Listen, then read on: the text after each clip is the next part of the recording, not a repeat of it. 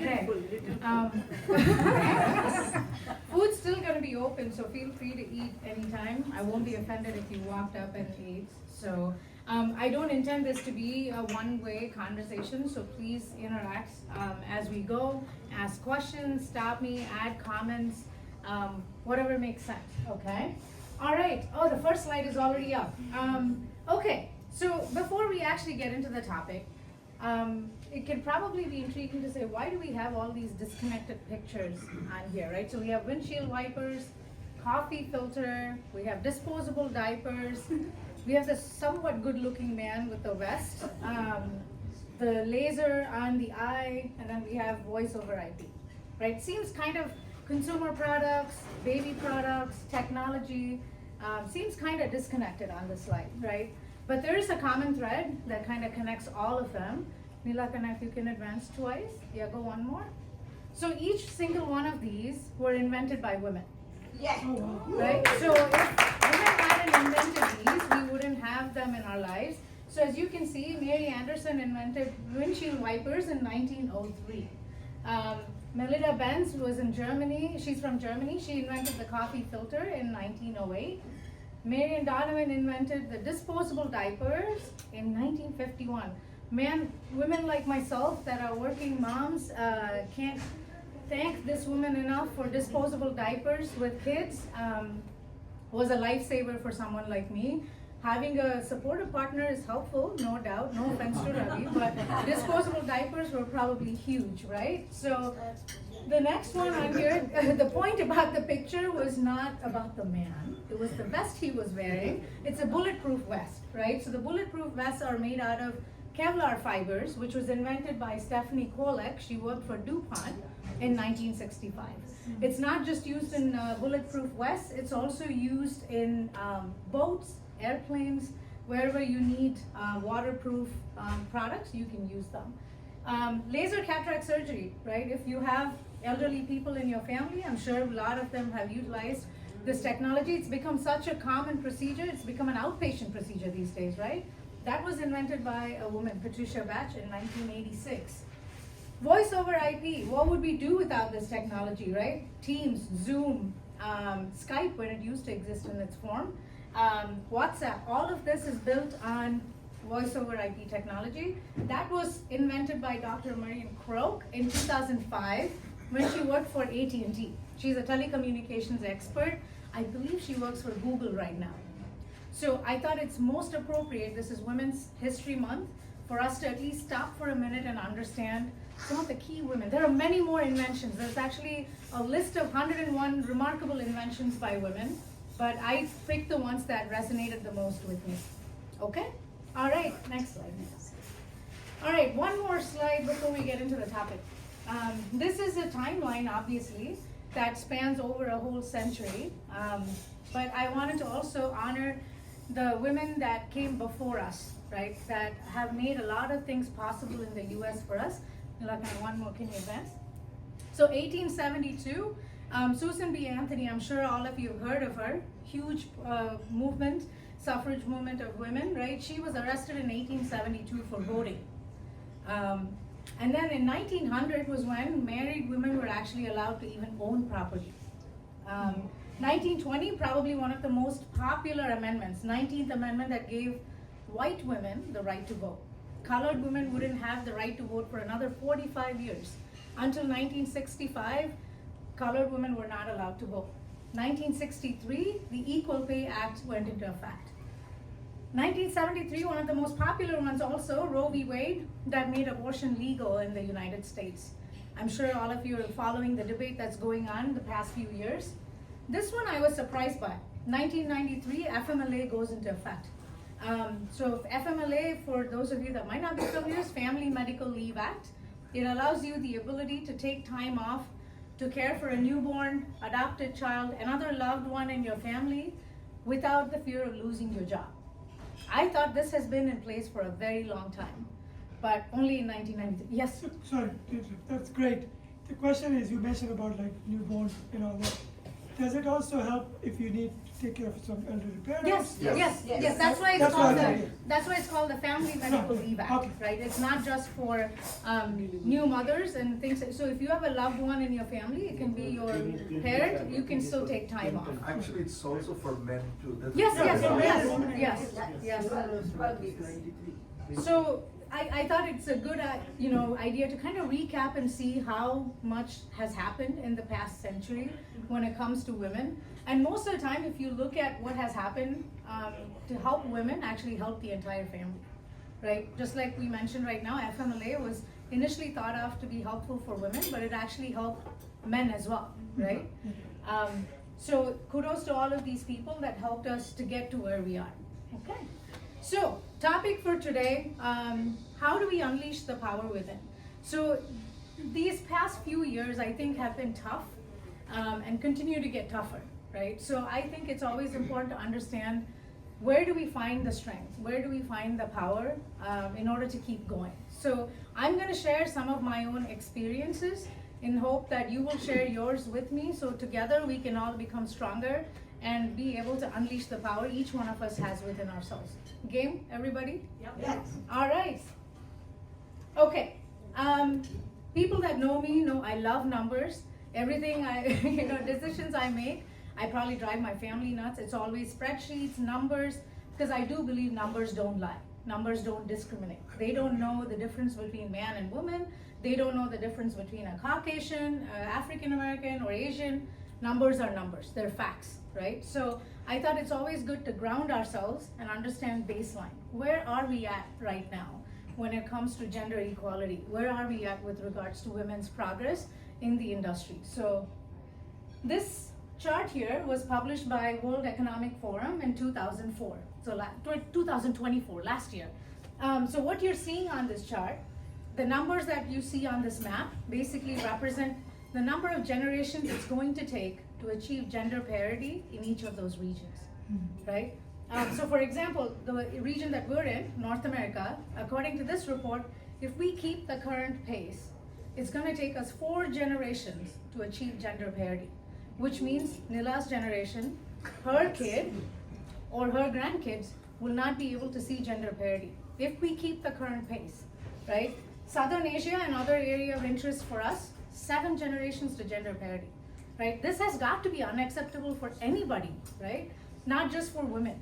Anybody that interacts with us or is a man himself, that has to be unacceptable. It's not good for we are leaving so much money on the table. If there's nothing else that motivates people, when you don't have gender parity, you're leaving money on the table.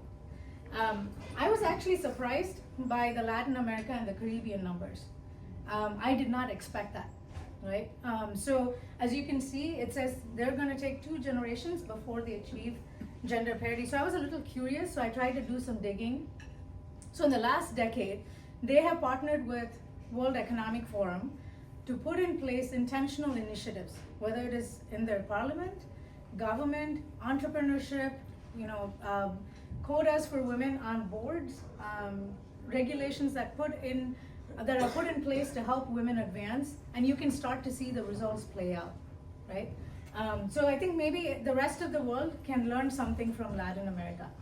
Okay, any thoughts or reactions? Yes? Sorry, I'll keep asking questions, so if you don't No, mind. please, this is So what supposed to are be the, what are the interactive. criteria, what are the parity, topics that they? So there's consider? many factors that go into this report, right? Okay. So there's pay, there's Okay. representation, and then there's also representation in different facets, government, corporations, nonprofit. So it does look at multi-dimensional aspects to understand gender parity. So it's not just corporate America or corporate world. So it is across the board.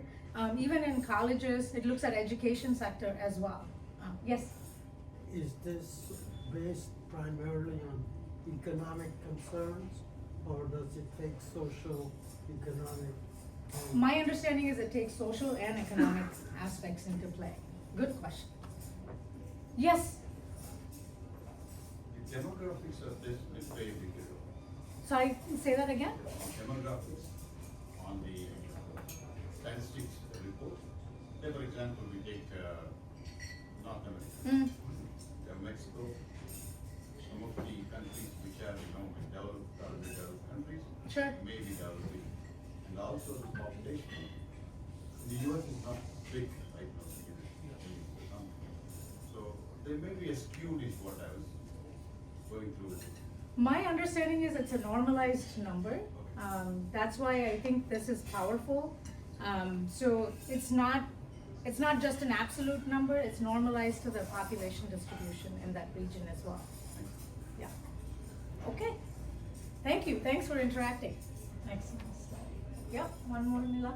Okay, so we talked about the global situation. So this is a report from McKinsey.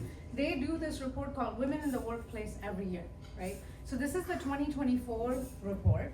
And if you look at the left half of the chart, it says 48%. So it goes, the way this chart is laid out is it starts entry level in corporate and then goes all the way to the C-suite, right? So it basically shows distribution of men and women across those different levels.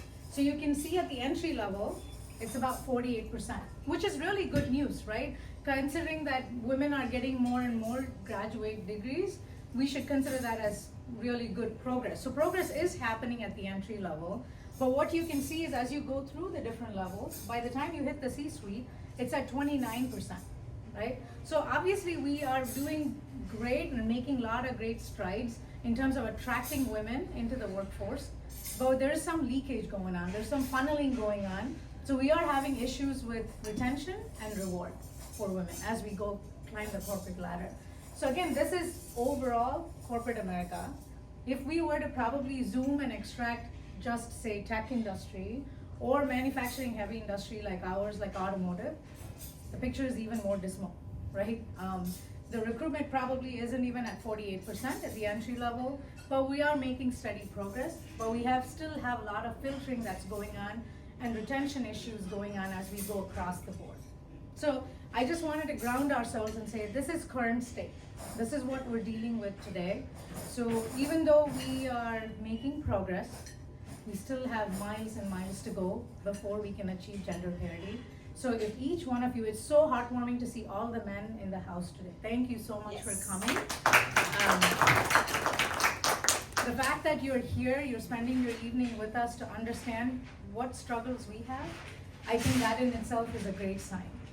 So if you have women in your household, if you have women in the workplace that you work with, reach across the aisle and give that helping hand. I cannot tell you how much it is needed, how much it's appreciated. So thank you again for coming today.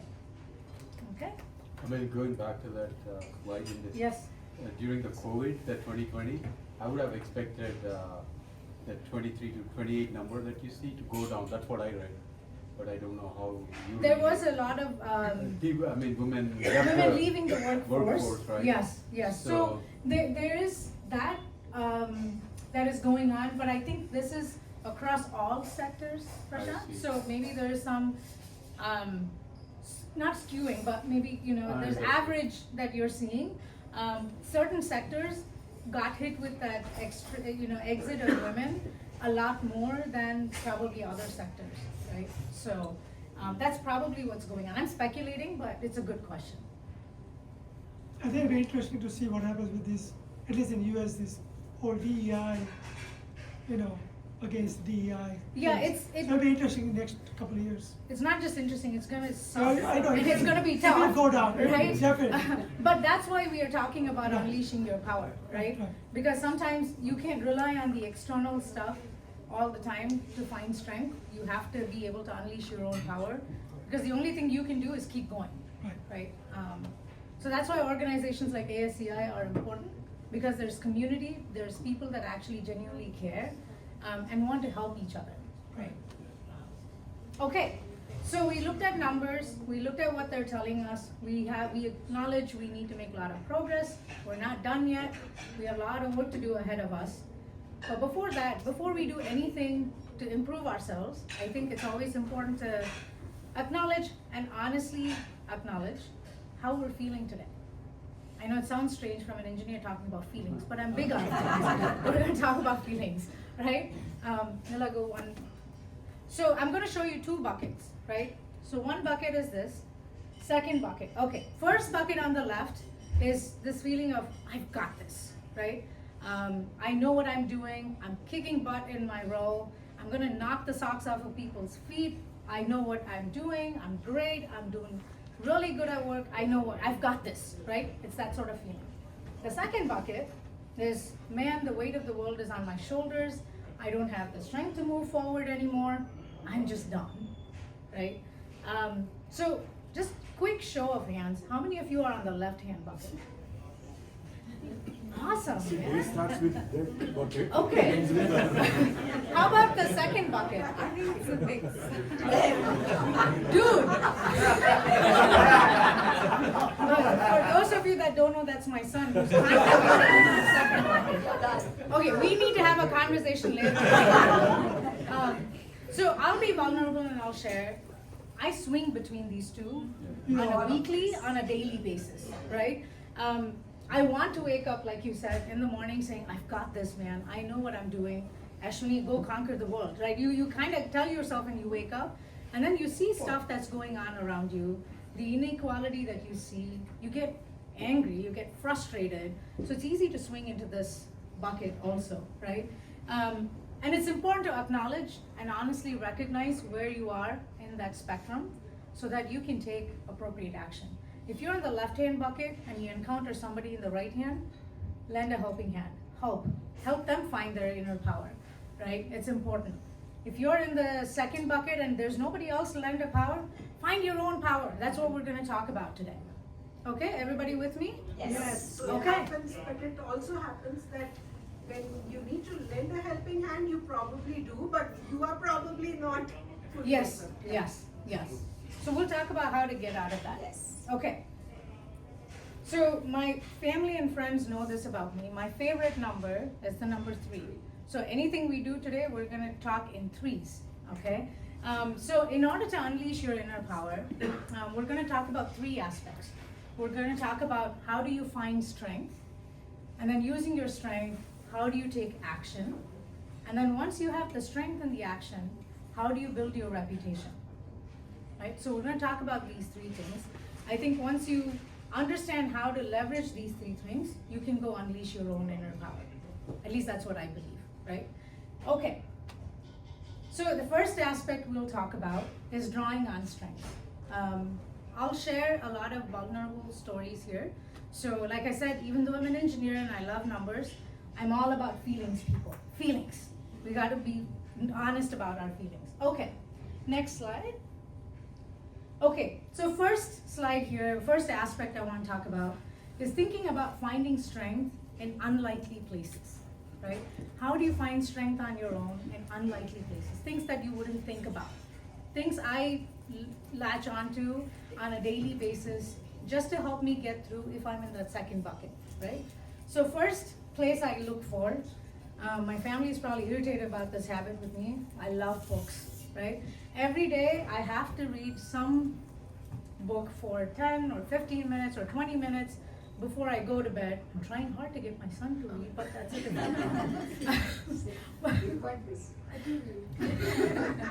But I think, you know, the books I read range in different categories, right? So I do love medical thrillers, so I'll read that. Or I will read self-help books or business cases, whatever I'm feeling that time, right, in that particular space and time.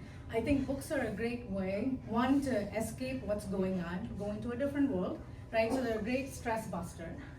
2, if you're reading books based on case studies or self-help, I think they can be very aspirational, right? So it can give you goals and maybe ways to think about how somebody else might have overcome their adversity in order to get to a better space in their life than where they were.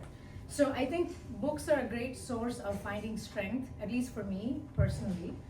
All right, second place, like I said before, history, right? When we think about all those women that went through and got us the right to vote, right? They had worked to get married women to own property, FMLA, all of those things.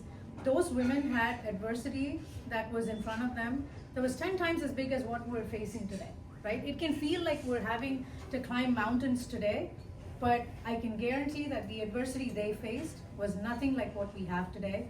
If they could find the resilience and the power to go change the world for women that came after them, we better find the power to keep going, right? So I find strength in history and women that came before me, and very, very grateful that we are all standing on their shoulders right now, right? We're all standing on the shoulders of those women, of our mothers even, right? That didn't have the opportunities that we had, and have given us the power to go do what we want in our lives. So super grateful. That gives me a huge source of strength. Actually, The third one, sorry, yes, yes. one local example is Rosa Parks, who Yes, you know, yes. was A allowed to common sit in the person, bus, right? Yeah, common so one of person. our own, you know, like as an African Yes. American could not. Yes. So Absolutely, absolutely, great addition. The last one's gonna sound silly, but I'm a big task list person. If you come to my office, you'll find a whiteboard that has a personal task list, there's a professional task list. It's silly, but I find great strength in striking things off. I know we have Microsoft Outlook, we have the task list, we have all these AI tools to make us efficient, but nothing gives me the satisfaction than crossing stuff off a list, right? So I still do this. And in some weird way, it gives me a sense of accomplishment. And when you have that sense of accomplishment, you can draw strength from that. Yes? You have these three items. It might be useful to generate a list of items or things that people could draw strength from. Yeah, we'll talk about more of those as well, but it's good to collectively gather that also. Yes, completely agree. Okay, so we talked about finding strength in unlikely places. The next place I find strength in is my own tribe. I'm big about shamelessly leaning on my tribe. So the first bucket of my tribe is my family. As you can see, I'm quickly becoming the shortest person in the family, which is fine. I can lean on everybody then, physically and emotionally. But my husband Ravi is here, Shiv is here. Riti is a freshman in college in South Carolina. But they see the good, bad, and ugly of me. Right? They are right behind me, cheering me when I need them the most. But they also see me in my low points that are not so fun to be around, right? When I'm very crabby, grumpy, but they still unconditionally love me. So I'm able to draw strength from them. So thank you to my family. Thank you, Ravi, he's my rock. So thank you. Love you. All right, second, as you probably can guess, those are my parents, my mom and my dad. They are absolutely my biggest cheerleaders, right? And I know it doesn't matter if I got a small accolade, if I got an email at work, they're always like trying to tell the whole world about me all the time, which I think is what parents are supposed to do, but it's still, they are my solid foundation, and I know I can lean on them anytime. And then the other person in the picture is Pramita Mitra. She works for Ford. Unfortunately, she couldn't come here today, but she has become such a good friend of mine. She's one of those friends who will walk up to my face and tell me what I suck at, what I don't do well. And that actually gives me strength as well, right? You need friends around you that are not afraid to give you raw, unfiltered feedback. So really grateful to have her in my life.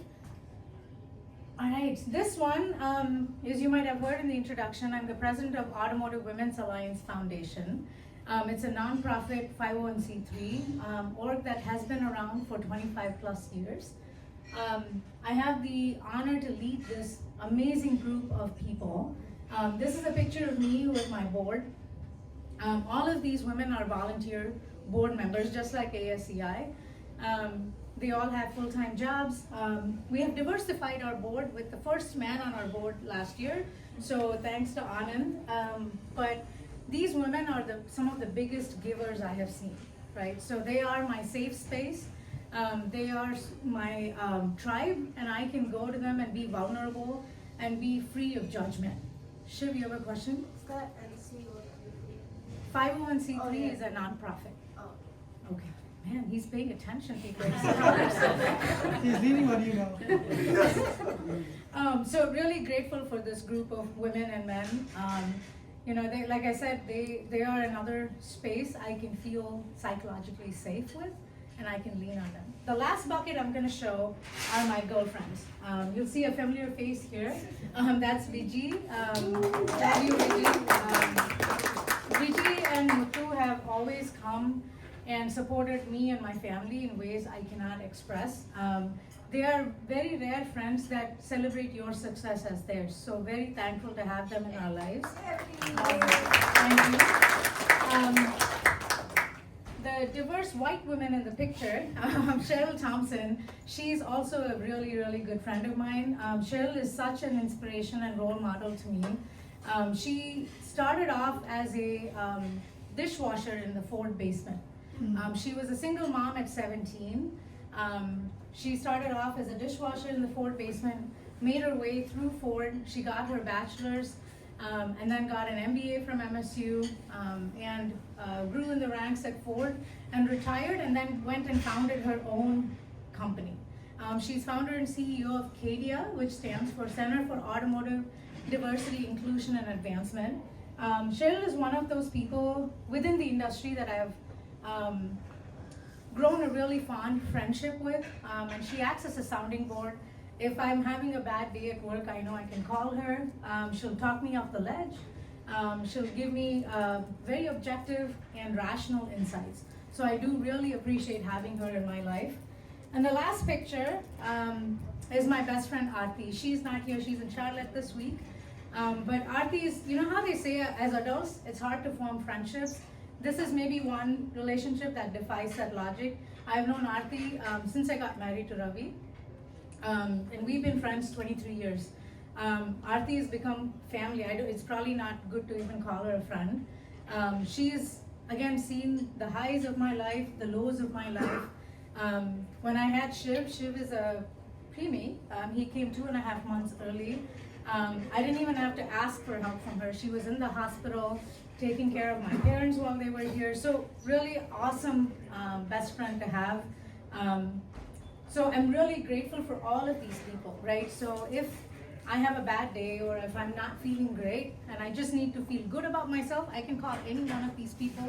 So you see, I have shamelessly a huge tribe to go lean on. So if you, I'm sure all of you do, but lean on them as much as you need, because I think that's what a tribe is for. So if you haven't, and if you want to make me a part of your tribe, I'm more than happy to be there. So, And yes. that was my question. Why are we not there in the You are in the background, enabling everything else. Perfect. My tribe honestly is much bigger, but I think these are people that without me, even if I forget to check on them, they're always checking on me, right? It's very rare to find people that actually check on you without any expectations. So super grateful for all of that. Ashwin? Okay? Yes. Correct me if I think in our community in general, if you show your vulnerability, they will kind of, it's like we don't like to talk about our own, right? That's very common in our community. If somebody, I have a friend who has a cancer, right? Most people don't want to even mention that. Right? You have done anything to deserve that, right? It happens. But I think in our community, we don't open up, right? If somebody sees a therapist, they think something is wrong with that person. Correct, So I think correct. that's like a stigma type thing, right? It happens. And somebody has to start the vulnerability, right? Right. And I feel like if I open up and I'm not shy about sharing my shortcomings, my vulnerabilities, I think it gives the room for the other person to do the same. Because you're telling them this is a judgment-free zone. I'm here only to hear and help. I'll Right? tell you our personal example. Our daughter went to, after 6 years, her ex-husband was cheating, and we had a very stressful life. And when I mentioned a couple of people, someone said, "Why are you telling them? And you shouldn't." I said, "Well, it's nothing. that happens, right?" Yes. We yes. needed support, mental Yes, support, help, yes. right? And we had leaned on close friends, and now it's been 7 years, right? So my point is that it We have to happens. get better as a community. Right, as a community, Yes, we are like yes. we take our pride in only our achievements, but Correct. we don't do that. So I think Yes. that should be Yes. definitely mentioned. No, awesome point, awesome point. And I want to end that slide with Ashwini is that to so many of us here. So Thank you. reciprocal. Thank you. Right. Thank you. Thank you. All right, Neela. Okay. Okay, so we talked about finding strength in unlikely places, finding strength in tribes. The last place I'm gonna talk about finding strength is probably the most reliable place, right? If there's one reliable advocate you have, is always yourself. Because you know yourself the best, you know what your weaknesses are, what your strengths are, so you have to find ways to become your best advocate. Okay, so that's me trying to encourage somebody else, but the point is you have to find ways to encourage yourself. So whenever, things are tough at work, which all of us have those days, right? There are days where you're questioning, what the hell am I doing, right? Am I doing things correctly? Do I deserve to be here? I always think about where I started, right? I started in this small remote village in India called Pugalur, Kagidapuram in Tamil Nadu. And from there, for someone like me to come all the way to the US, and to have a career journey that has gone from Bosch, Toyota, ZF, Martinrea, and now Harley, it feels unimaginable, right? Like if you have to go look back and think about someone like me in that small remote village, it seems unimaginable to have a future like that, right? But you have to remind yourself and reflect on your own journey and say, man, I have come far. I have come far, right? You might have swum upstream all the way through because the tides are not always in your favor. So you have to remind yourself, you've already come this far, right? So whatever life poses in front of you, you should be able to move forward. The next thing I'm gonna share, it's gonna be an eye chart for you to read, but I save every piece of appreciation I get, whether it's from my team members, my peers, my superiors. I've been saving them for more than a decade now.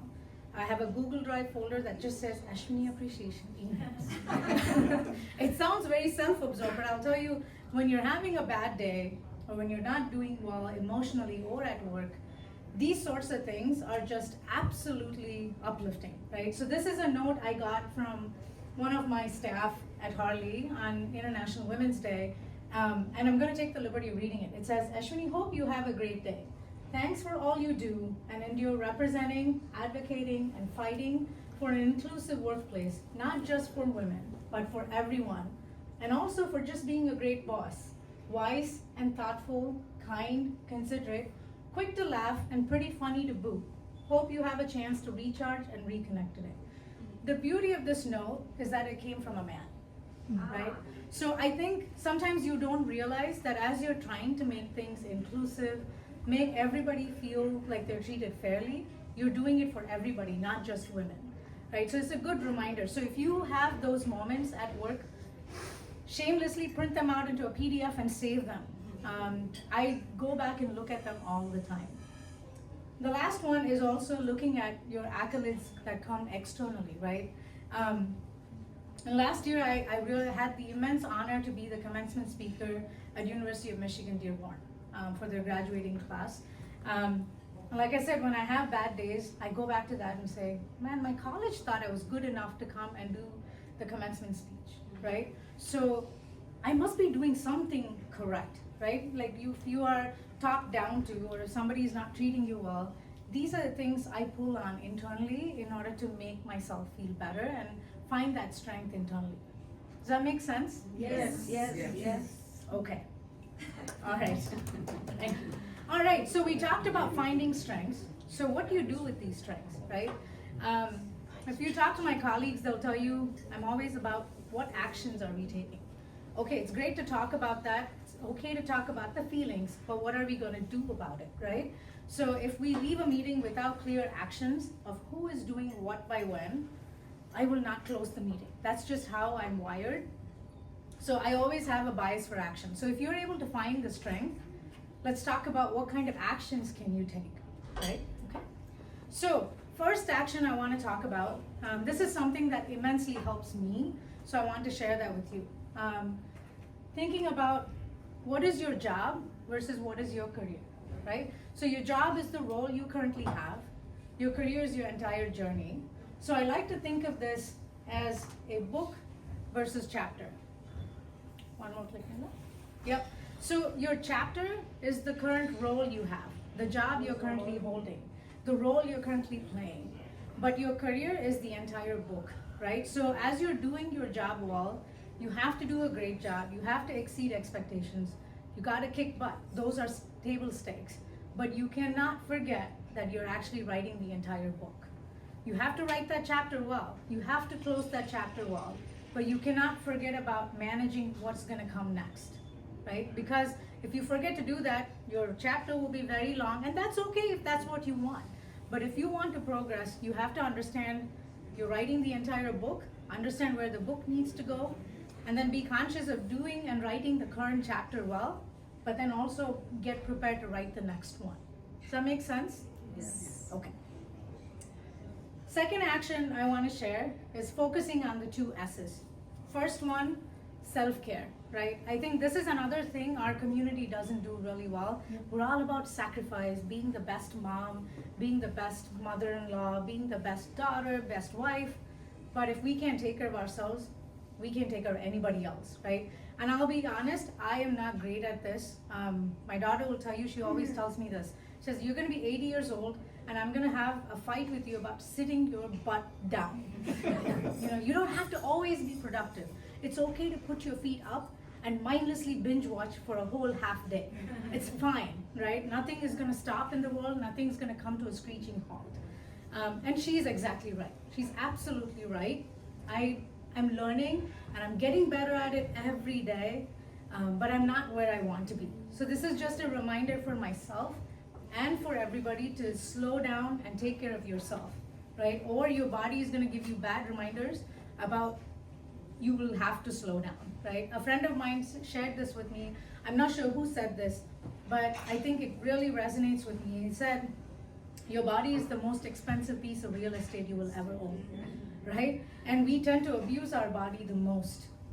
So we better take care of it, or the maintenance charge is gonna be super high, right? The second of the S's is skills. Remember we talked about the chapter versus the book?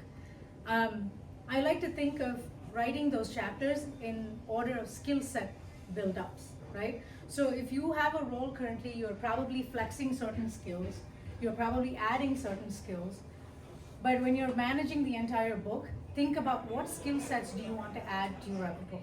What are the skill sets you need to keep adding in order to write the book in a great way? Because I think especially when women talk about their career, I think people get turned off when they say, I want to go do this, right? But it's a great way to have a conversation when you tell people, it's not about I want to do this, I want to go learn this skill set and I want to get better at this. People are more receptive too, right? So it's another tool to use as you're having career discussions. Yes? I just wanted to make sure that you have 3 things rather than 2 S's. So the third S should be smile. Okay, awesome. All right, Actually, awesome, man. Yes? These 2 skills that you point out are relevant not only to women, but Yes, to all yes. professionals. Whatever I'm talking about is relevant to everybody, right? You know, how you manage your career, taking care of yourself, everything's relevant. The talk is not intended just for women, by the way. Yes? How do you deal with the criticize you get around like self-care? Because a lot of women of my age, I see like almost everyone, like internal circle as well as the external circle, I've seen that they get a lot of criticism that they are focusing on the self-care. How do you deal with it? Find a new circle. You're not in the right circle. And I'm honest about What it if the though, circle right? is like a very close one and your relationship? I think if a circle around you really is criticizing you for taking care of yourself, I would say screw them. Yeah. They're not people that are vested in your interest, right? And I think you have to take that stance, because if you don't make time for self-care, even those people that are criticizing you, they will also criticize you for not taking care of them, right? So I think it's okay if you have to have a don't care attitude when it comes to self-care, right? And I'm not talking about going to a spa every day, right? That's not what I'm saying. But you have to have periods and pockets of self-care. And like he was saying, it's not just for women. It's healthy for everybody in the household. We all need space from each other, right? So that we can continue to love each other, we need space from each other, and we need that self-care to be in place. And it can mean different things to different people, right? For some people, it can be about going to a massage. Not everybody needs a massage to feel like they've cared for themselves. For some people, it's just taking half a day off and binge watching, right? So, I'm serious about it. If your circle is that way, either ignore them or find a new circle. Because the traditional thinking is like, it is viewed as a luxury, not a essential. I component. completely agree with you, right? I'll tell you this, and it's probably okay. Ravi's quite open, so it's fine.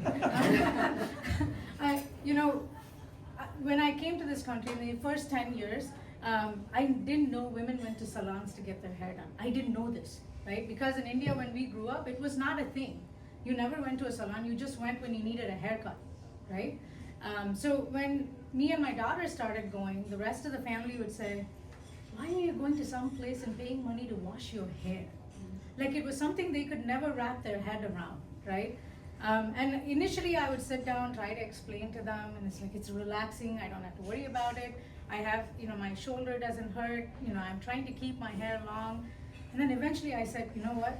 It's my hair, I'm spending the money, I'm not listening to anybody, screw everybody, I'm gonna go, right? So at some point, once that started happening, people stopped questioning, right? So I'm not saying pick a fight with your family, that's not what I'm saying. But I'm saying prioritize yourself so that you can prioritize them and their care as well. There's no other way around it, unfortunately. Yeah, you gotta be bold enough to say, and you don't wanna be, like you said, in an argumentative mode, said, when I do this, this affects my, emotional life and other health, right? I see the benefit. If you don't feel, that's your choice, right? Or I'll give you another route. You can tell them you're going to an ASEI meeting. It's fine.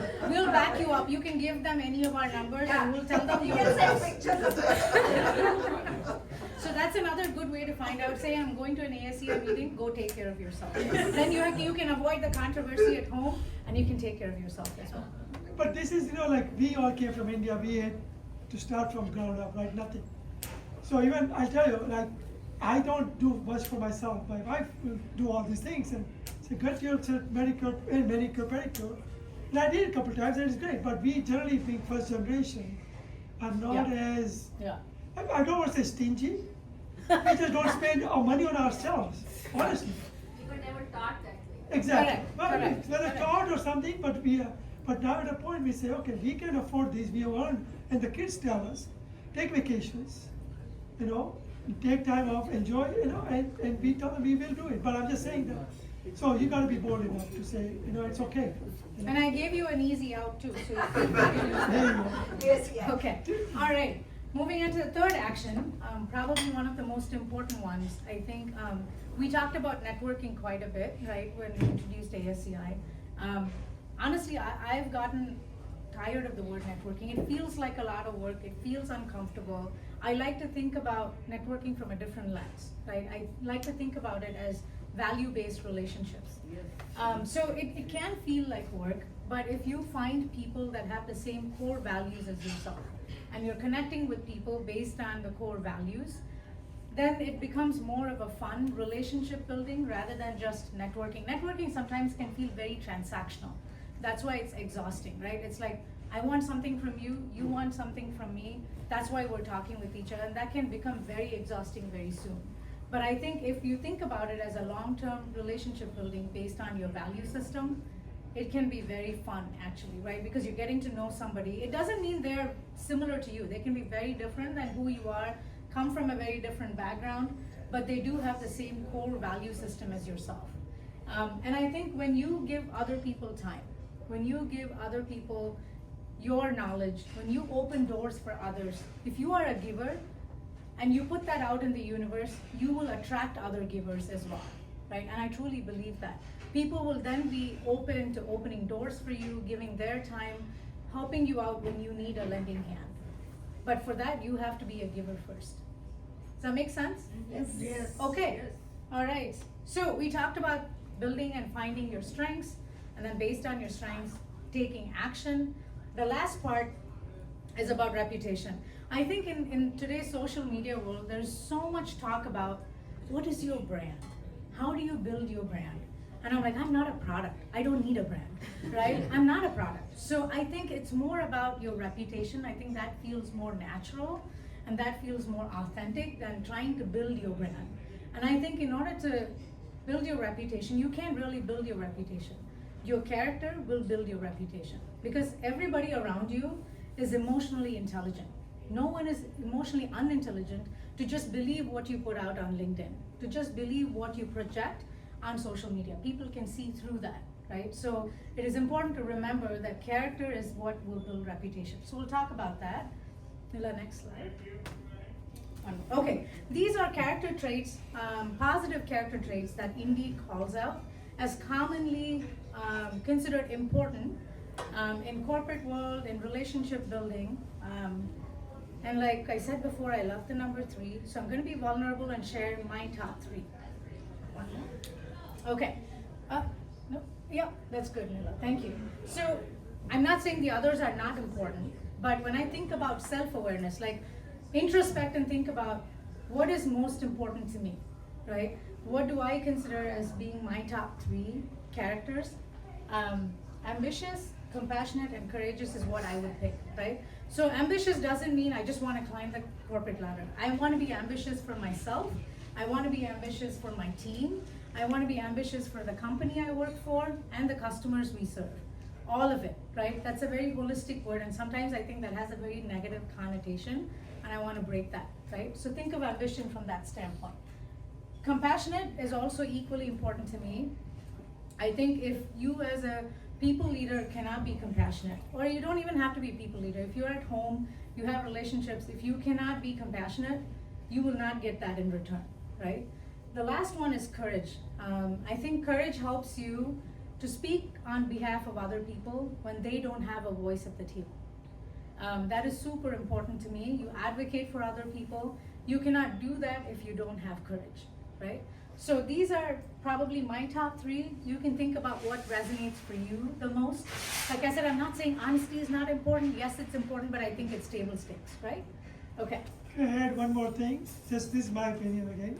Curious. I mean, so much is happening around the Yep. world. Yep. If you're curious, you want to know something. Because I've heard a lot of people, oh, at that age, I can't learn this, right? You know, but if you're curious to want to know, there are so many tools available now, not just Google, but on YouTube and all. If you're curious, you'll be up to date at Yeah. no matter what Yeah. age, right? So. Yeah, like I said, there's probably multiple Yeah, things you're that right, will yeah. resonate with you in different Right. ways. I just picked the top 3 that mean the most to me. So self-awareness, right? Understanding what characters are most important to you, what makes you the person you are.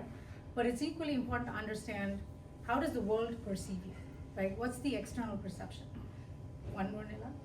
So do you think of yourself as a lion, but the world thinks you're a cat, right? Or do you think of yourself as a cat, and the world thinks you're a lion? Probably second picture is a better situation to be in, but it's important to understand that, right? I think the best scenario is actually you think of yourself as a lion and the world sees you as the same as well. And that's hard to achieve, right? You can have a more bloated vision of yourself, but the world might not see that, right? And we'll talk about what you can do to close that gap. So in order to be more consistent about who you are versus how the world sees you, we're gonna go to the next slide, okay? Consistency, right? So we talked about characteristics, right? If you are consistently displaying those characteristics through your actions, that builds reliability, right? People exactly know how you're going to react, what you will do in certain situations, how you're going to make decisions. So once you're consistent, you will be viewed as somebody that's reliable, and these two together builds your reputation, right? So reputation isn't something you can just directly build.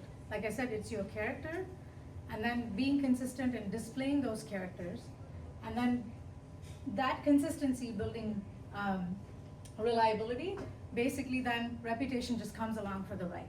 You don't have to do anything to build it. Does that make sense? Yes. Yes. Okay. Next slide. All right, so just bringing it all together, we talked about 3 different aspects, right? We talked about finding strengths in unlikely places, in your tribe, internally, and then we talked about using those strengths to take actions, right? We talked about taking care of ourselves, we talked about skill set, we talked about managing your career versus your job. And then once you're able to take those actions, think about how you're building your reputation, right? So if, like I said, you really can't build your reputation, you have to really understand your characteristics, authentically display them and work on them every single time. That builds consistency, which builds reliable reputation, and then your reputation just comes along for the ride, and you don't have to work hard at building a certain kind of reputation. Once you're able to do all of these three, you can unleash the power you have within yourself. Yay. Any questions? Yes. Just a couple of comments. I just wanted to add to your list of inventions by women. Something as complex sounding as frequency hopping spread spectrum was invented by a woman. So Nice. it's used in modals and stuff like that. So that's one thing. And on a slightly different note, and I think I can take the liberty because we're all from India and so on. I think a good way to, and you have highlighted a lot of things, tools about how to take care of yourself and improve yourself and so on. I think there's a lot of things to be learned from our own scriptures and the way Yes. women were in India, held in, I mean, even now of course, but have always been held in high esteem. And we all know that. We come from India, so we don't have to be coarse about it. And you can go to all sorts of role models. That's one thing I would encourage people to do. Read about our scriptures and our old, texts and all that. You will find a lot of role models. This is all modern stuff. It's been happening. I'm not denying any of these. There's disparity and so on and so forth. It's all happening, patriarchal, and there are reasons for that. But certainly, we've been a civilization which has held women in the highest esteem. I mean, again, like I said, we don't have to repeat that. We know that. Matadeva Bhava is always there. So I think we should have that in mind when we are also interacting. I know we are in a different environment. It's the West, so we are in a different environment. But we still come from that background. I think there's a lot to be learned from there. Sure. Thank you. वो है भी है Saraswati Devi, Lakshmi Devi, all devis are there. So we, anyways, our culture is for the Ayyo, Durga Devi, Durga Durga Devi. Devi, yes. Kali also. Who is that? I mean, Alright, But on the flip side, the reality is that so many women in India today's day, right? I mean, it's all great, right? But if you look at the statistics, a lot of women are held back because of patriarchal. It's our society.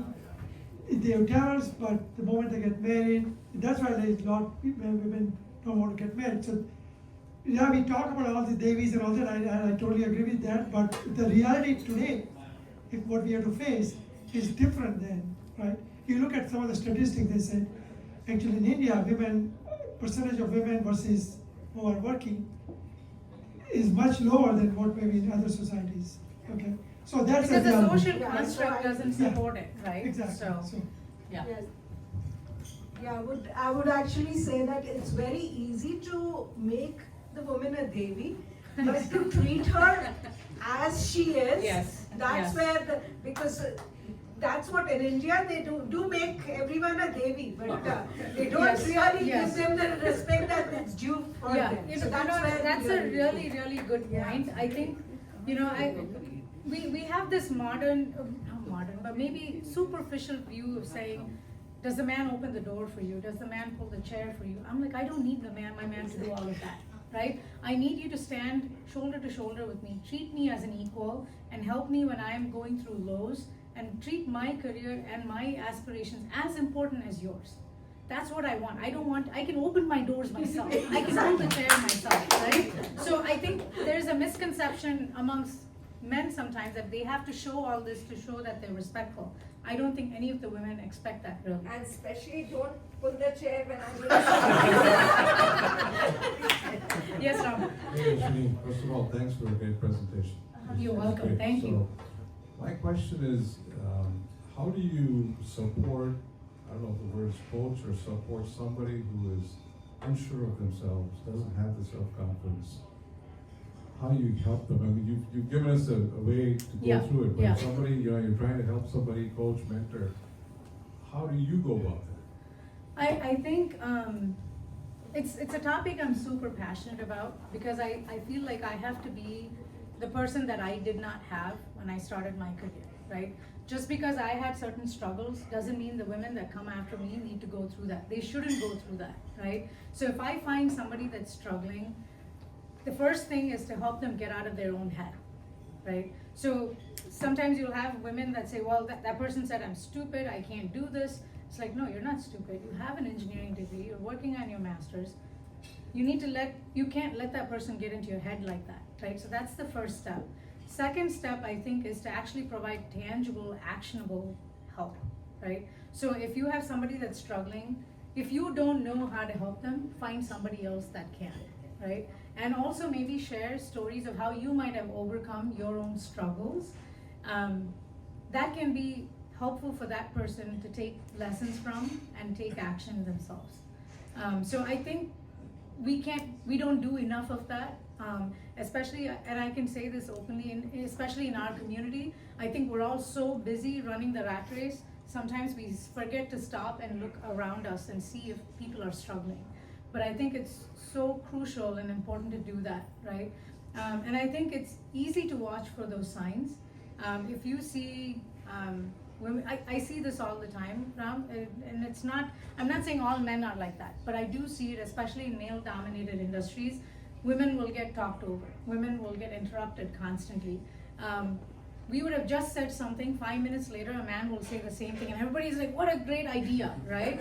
And I initially was like, maybe I didn't explain myself properly, right? But now I've come to a point where I say, thank you so much for reinforcing what I said 5 minutes ago, right? You have to find ways to do that. Or if I had somebody else being interrupted, I actually call them out and say, let's let her finish her point, right? Let's hear everything she has to say, and then you can add your point. It doesn't matter who it is, if it's my superior or my peer. At least I've found the courage to do that. That's why I said that courage is so important, because it's not important to be courageous just for yourself, but for the people around you also. Does that answer your question? It does, thanks. Is it a shameless plug for Mentor Connect, right? Yes, yes. I was going to add one thing, that the book one of the book I read was by Melinda Gates, who was Bill Gates' ex-wife. If you read that book, I mean, it's extremely great book about her own life and how she came about. But one thing I remember her being equal, right? She said when Bill get home from work, from Microsoft, with the children, he's doing dishes, he's doing the laundry, whatever it is, right? It doesn't matter. At home, he is a husband and a father, right? He's not CEO of Microsoft, right? So I think that's one thing that when you say being right, you don't come out. So I think when you read about these people and read the stories or books about what their experience is, I think that helps. Yeah, no doubt. And having that sort of supportive partnership is super, super crucial, right? Ravi's the Bill Gates of my house. He doesn't have any problems washing dishes or helping me with laundry. Whoever gets home first or whoever has the time will do the chores, right? We don't believe in gender-based roles in the house. And I think it's also healthy for the next generation to see that, that we don't have gender-based roles, which means Shiv can also do the dishes. So take a longer drive to get Yes. You know, Ashwini, once again, thank you for doing this session for us. One thing I'm trying to understand is, we talked about the gap. It will take 4 generations to get even. Correct. But if you just go back and look at let's just focus on US only. Where does the gap actually start getting wider? For example, if you look at the distribution of boys and girls in high school, it's pretty even out. Yes, even in college right now. Or even college. Yes. But then yes. as beyond college and as both boys and girls enter the workforce, somehow it feels like the gap starts to increase. Yeah. I'm only focusing on the No, professional aspect. it's a real good question. I'm so glad you asked that question. And I think, sorry, did you have more to No, add? so that's it. So Okay. basically just trying to, understand. I'm going to say something in Hindi and then I'll explain Sure. it in English. It's like the biological clock ne baat laga di for all the women. So what I'm trying to say is, unfortunately for women, the biological clock and the career clock are constantly in conflict, right? So when we have to build our career and build our foundation, we're the most fertile, right? That's when we're most fertile to have kids. And then when you have to start building the foundation for your career trajectory, your kids need you the most. Your parents probably need you the most. And then once you hit a certain point and your career is ready to take off, then menopause in place and shit hits the fan, right? So unfortunately, there is no good time for women to find the right time to go and build on your career, right? That's just how we're physiologically wired, unfortunately. And I think that's one of the main reasons why we start to see this divide, right? Once the kids are in place, we start to slow down. We think, okay, once the kids are a certain age, I'll go back, or I will take better challenging roles. I think that sort of mindset is probably one of the biggest reasons for that filtering that happens, right? Now, the easy answer to that is women can stop having kids, right? But unfortunately, if we do that, the world comes to a screeching halt. And fortunately, only women can have kids, right? So I think the answer is not that drastic. I think the answer is that the environment around us, the social construct around us has to change, right? We have to demand that it changes. So for example, when women at work want to go on maternity leave, I remember when I had to go on maternity leave the first time, I went and told my boss, I said, I have about another 5 months and then I have to take probably 12 weeks off. And he's like, oh my God, what do I do now? And I'm like, you don't have to do anything. The pregnancy will progress, and then when time comes, you just sign my FMLA. Okay? That's all you need to do. But I think and it's also intimidating for us, right? Because they would ask me, are you gonna come back and still want the same job? Or do you want a different job? You wanna take a break? So I'm like, why are these questions even being asked of me? I know motherhood changes me physiologically, but my brain is still intact, right? That doesn't change. So I think we have to change the way we talk about women taking breaks, whether it's for motherhood, whether it's for taking care of somebody, and even if it's men taking a break, we have to think about it differently. And like I said, if you look at your career as a huge graph, breaks like that are a small blip, right? At that point in time, it can feel like a huge break, but if you consider the entire graph, it's a very small blip. So we have to really change the way we talk about people taking sabbaticals or breaks and say, what do you need so you can come back seamlessly into the workforce? That's the question we should be asking. Not, will you want to do the same job?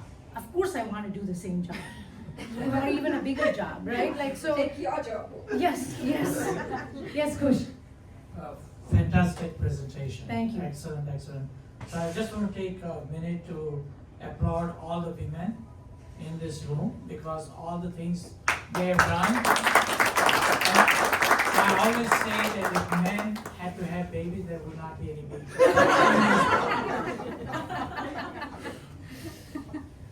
Any other questions from this side? This side hasn't asked any questions. Yes, hi Priya. You take the mic, Priya. Who's your role model, women role model you follow? Because the reason I asked you this question is I just for a few seconds saw like Indra Nooyi speaking to me. Thank you, Priya. That's very, very kind of you to say. That's a steep ladder to climb, but Indra Nooyi definitely is an inspiration. I think for me, role models, there are many that I tap into depending on what's going on, right? One of the biggest role models, and I've shared this before at our IVA event last year, is Ruth Bader Ginsburg. I've never met her. I will unfortunately never have the chance to meet this lady. She was our Supreme Court Justice. And the other reason is she's only 5 feet tall like I am. I really like that about her, but she's a powerhouse, right? And she was a powerhouse. I think she was one of the women that advocated for social equality across the board. Her very first case that she fought for equality was for a man who was denied his wages because he took a break to take care of his mother. That was her very first case that she fought and got him justice. So I think she had a unique ability to reach across the aisle and make bridges, build bridges with people that didn't agree with her own ideology or her own approach. I think that in this day and age, especially when we have such a polarizing environment, that skill is going to be so key, right? You might be a Republican, you might be a Democrat, you might be a centrist, it doesn't matter. We have to be able to sit across the table and respectfully listen to each other. That's how we make progress, right? So that's probably one of the biggest role models for me, Priya. Yes? For the group, I'd like to add two things. First is, and it doesn't happen enough, is the tendency or teaching of attitude to help. If we could all learn to help, all the other things will follow in place. And the second thing I would like to bring about is to look at each other as equals and not as different levels or with differentiation. Thank you. Appreciate that. Thank you. I would just add that attitude to help goes the other way, is ask for help. Yes, yes. If you don't ask for help, nobody knows that you need help. Yep. There's nothing wrong with asking. Yes, yes. Hi, Rachna. Yes, yes. We know each other through Facebook, that's all. The community knows you, Rachna. Yes. Like fashion. Is it on? I don't think it's We can hear you. I can talk louder. She's a fashion designer too, right? See the man who got up today. Great presentation. Thank you. Usually I sleep in places like this, that's my nap time, but this was great. Thank you, thank you. I just want you to touch upon a little bit more on women changing career. Like for personally myself, I have changed career as my family was growing, Okay. as my kids were growing. So, is it okay? It's still acceptable? Don't get me wrong, my partner is very supportive and everything, you know. But there has been situations where women have to sacrifice stuff and change careers. So what are your thoughts on that? Two questions. Do you regret it? No. Are you happy about the choice? Yes. Then there's nothing to worry about, right? So I think here's what I think. I think equality and freedom to me really means that you are making your decisions on your own, right? Out of your own willingness to change and do what you have to do. And sometimes between me and Ravi, we've had to pull back and say no to opportunities. He said no to opportunities sometimes. I've had to say no to opportunities because it wasn't the right thing for us to do for our family at that time, right? But then I think if you understand why you're making that decision and you're completely in sync with the why and you won't regret it looking back, you're totally fine, Rachna, right? I'm a little bit, strong-headed in that case. Even if somebody says you should have not done it, then I'll prove myself why I did it. Yeah, You know? yeah, So, yeah. And I think so I didn't change careers drastically like maybe you. I have changed drastically. Yeah, I haven't changed drastically. I still continue to work in mobility space, right? I'm not working on 4-wheelers, I'm working on 2-wheelers. So I haven't changed as drastically as you've done. But I remember when I left Toyota to go work for a tier 1 supplier, a lot of people looked at me and said, what the hell is wrong with you? Who leaves a company like Toyota, right? Why would you leave a company like Toyota and go work for a tier 1 supplier? It doesn't make any sense, right? People wait in line to get into a company like Toyota. It's hard to get a spot in Toyota. Why are you leaving, right? But I almost felt the need to not explain to anybody because no one is living my life, right? At that point in time, work-life balance was the most important thing for me. I was pregnant with Shiv, and I remember it was, I think, a weekend or something. I think both Ravi and my older one were sick, and I was pregnant with Shiv, and I couldn't get home. It was like 2 a.m. in the morning or something. And I came to the conclusion that either I have to do something to change the way I'm working, or I have to risk Ravi finding someone else. So between the two, I figured Toyota is less important. So I think my point is, you make the decisions you have to make, and I don't think you have to justify that to anybody. It's your life, right? If you're making a decision because of what you need to do for your family, that's completely your own, right?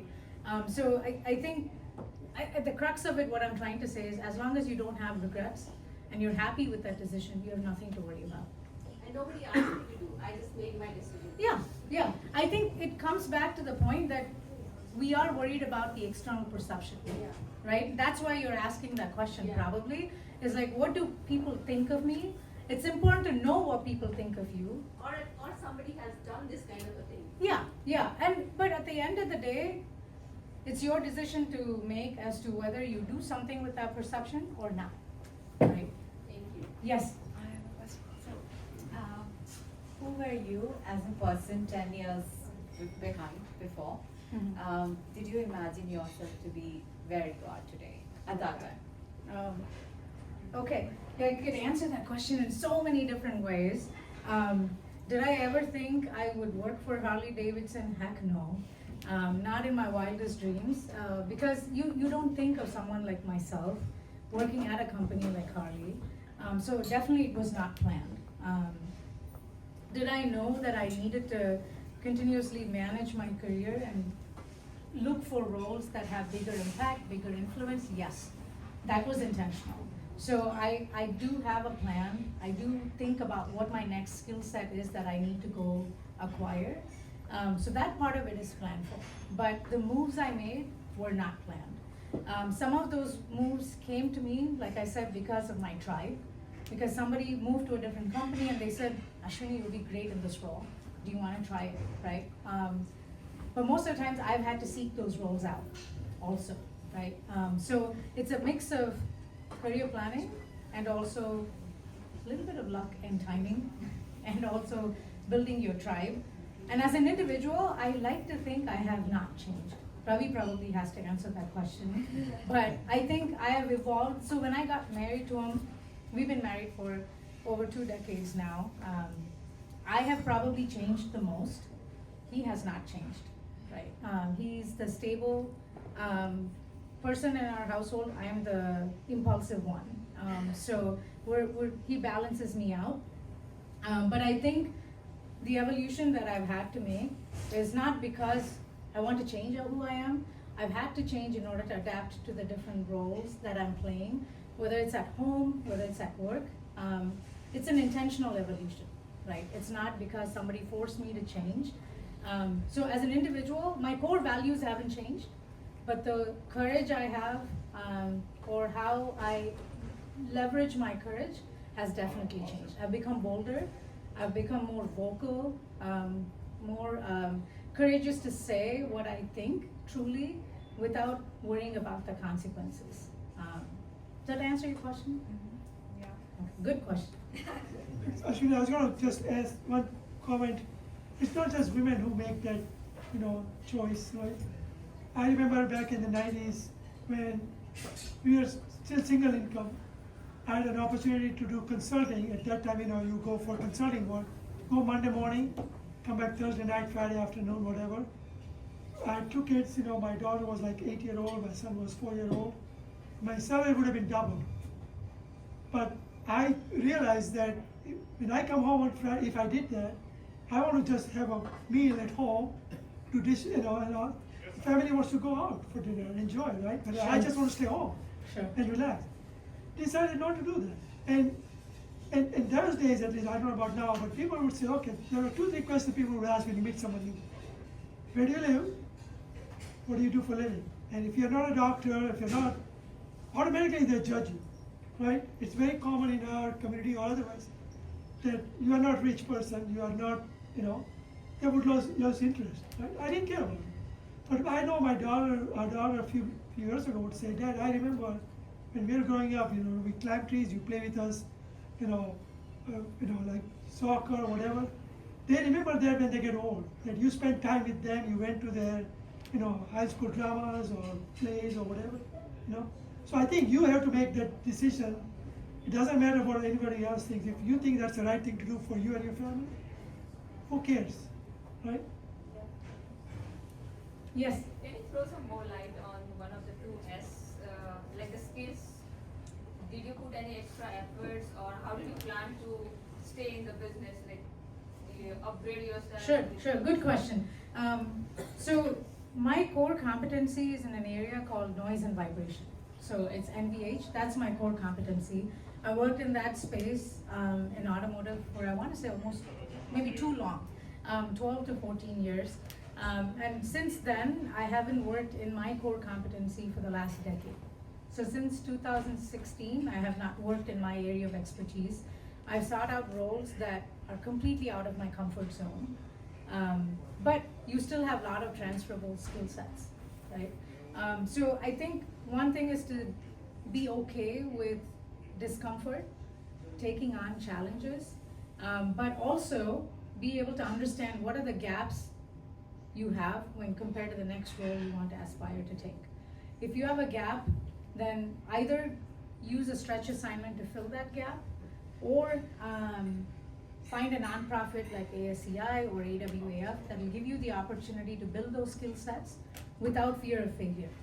So I'll give you a real example. So for me, I think for women, it's very hard to gain skill set in the area of managing a business unit's profit and loss. It doesn't come easy to women, right? Those opportunities are very rare, and it's hard for women to break into that kind of aspect. So if I'm not going to get those skill sets at work in my current role, even though AWAF is a nonprofit, right? We have a P&L to manage. We have a profit and loss statement that we have to manage. We have to be diligent, and we have to make sure we're monitoring our net income. We have to monitor our revenue, our expenses, anything you will do to run a normal business.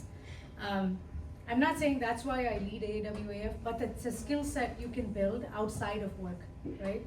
So you have to understand, that's why it's important to understand your chapter versus your book, right? What's that next chapter? Understand what are the role, the skill sets that that next role will need.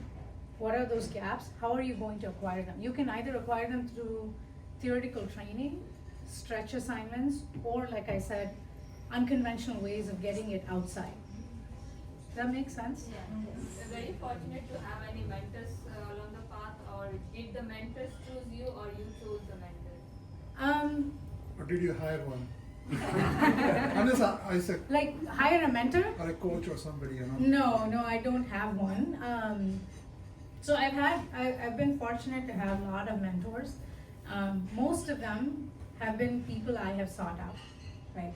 People that I thought, if I would be in a meeting, I have never sought out somebody because they are VP of something, or I need to see them in action and look for the values I admire and I want to gain, or I resonate with, and then I will reach out, right? So, like I said, value-based relationship building is very important to me.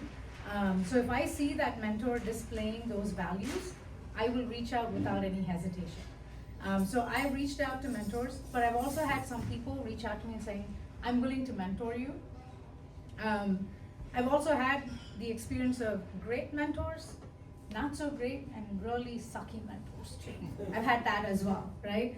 I had one mentor, when I shared, my next steps and what I want to do with my career, he said, are you sure, like you have kids, you have parents to take care of, are you sure you'll be able to handle that kind of role? And I'm like, for a minute, I'm like, oh, maybe he is right. Maybe I have all these things. I come home and then Ravi says, don't you let that guy get into your head. You need to stop your mentoring sessions with him, right? Because it's easy for us to get carried away when somebody in a higher position tells something to you, but you still have to remember that your ambition, your career goals are yours, right? You cannot let anybody do it. And if somebody is not being a good mentor, disassociate respectfully and come away. So I've had both of those. I know there's a lot of talk about sponsorship, right? We talk about the difference between mentors and sponsors. So sponsors are people that will expend their social capital to pull your career up, right? That I have not, unfortunately, had too many. I've had situational sponsors when they think I will fill a gap for them and they will become a sponsor for that period of time. But I think that's why you need to think about how do you own your own career? How do you unleash your own power so that you don't rely on anybody else to manage your career for you? It's yours to manage. Does that make sense? Yep. Super.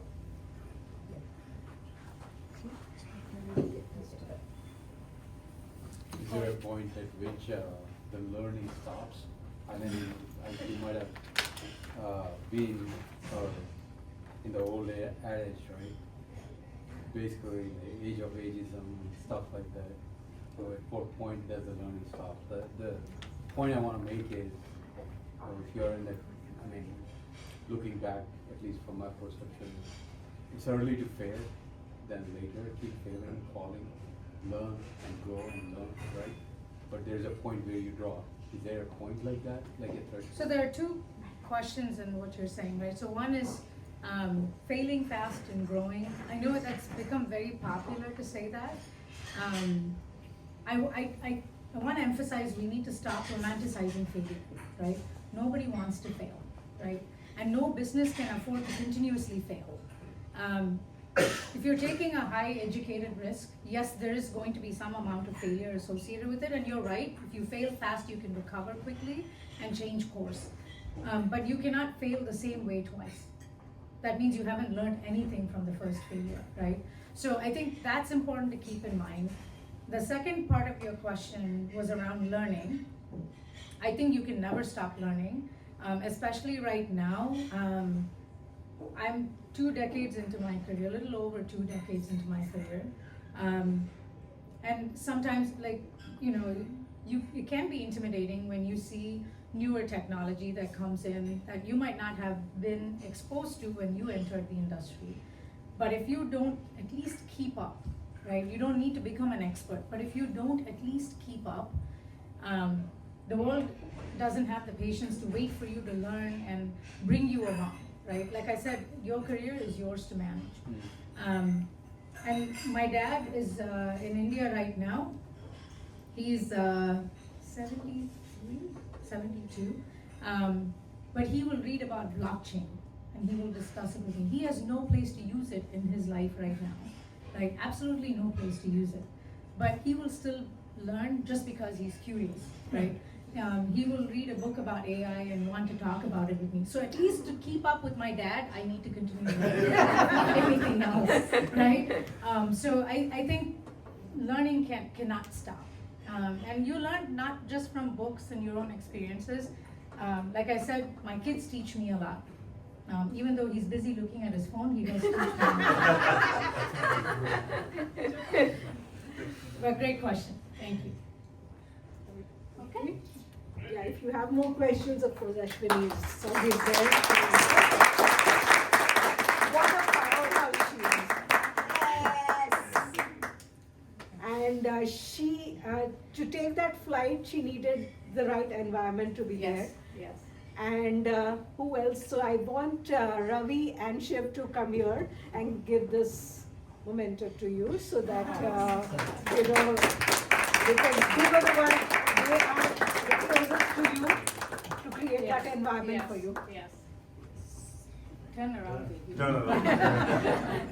Do it. Lalita, you stay there too. Ravi, come, you stay. Okay, thanks for balancing it out.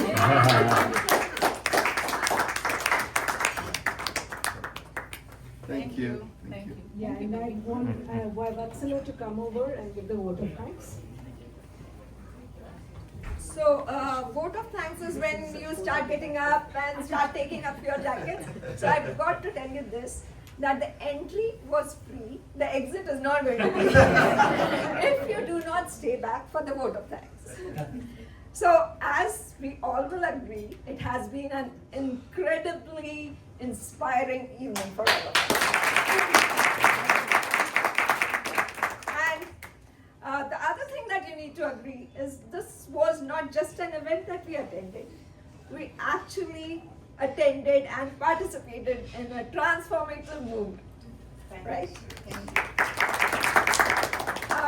The the Women's History Month this time does not just celebrate individual achievements. It actually talks about the collective journey of resilience, of unity, and of unwavering determination. Who better to take us through this journey except our very own Ashwini Balasubramanian. Amazing is her middle name, actually. The insights she shared were not just personal experiences that she talked about. She illuminated a path for us to recognize and nurture the fire within us.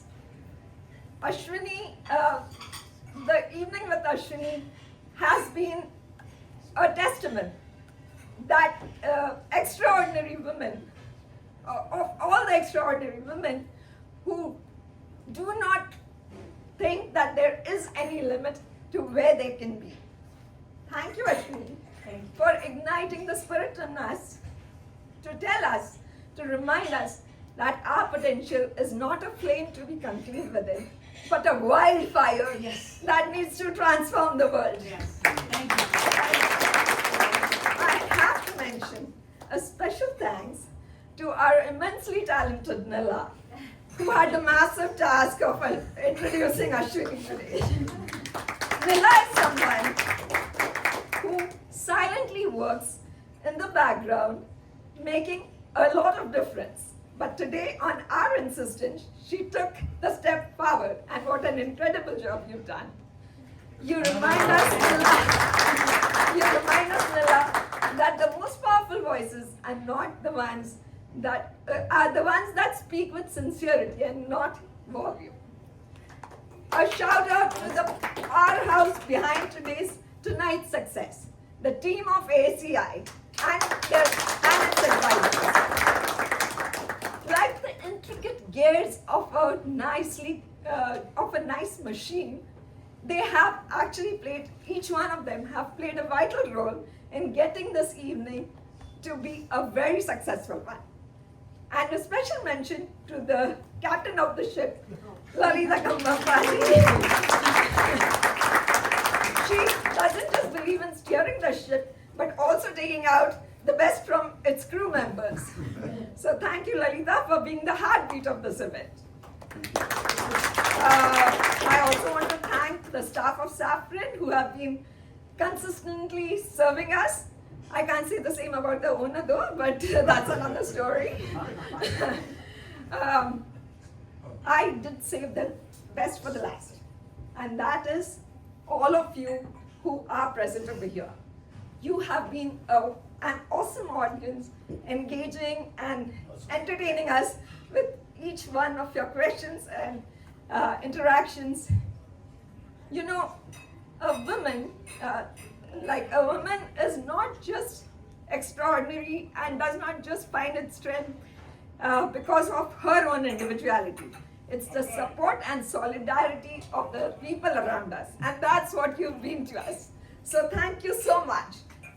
As we wrap up this evening, let's just take this energy forward of our collective progress together.